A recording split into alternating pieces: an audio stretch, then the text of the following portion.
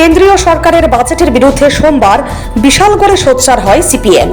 Office টিলায় দলের মহকুমা কার্যালয়ের সামনে প্রতিবাদ সভা হয়। তাছাড়া একটি মিছিল বের হয়ে এলাকার বিভিন্ন পথ পরিক্রমা করে।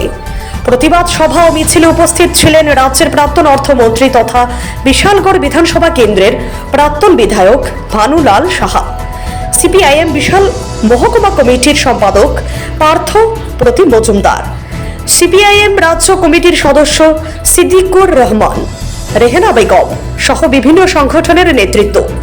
প্রতিবাদ সভায় কেন্দ্রীয় বাজেটে শিক্ষা, স্বাস্থ্য, কর্মসংস্থানের বরাদ্দ নাই কেন, গরিব মধ্যবিত্তের স্বার্থবিরোধী বাজেট কেন, এই সমস্ত প্রশ্ন তুলে প্রতিবাদ সভায় আলোচনা করেন উপস্থিত নেতৃত্ব। সবচাইতে বেশি ধনী যারা সম্পদের 60% আজকে তাদের হাতে কুক্ষিগত।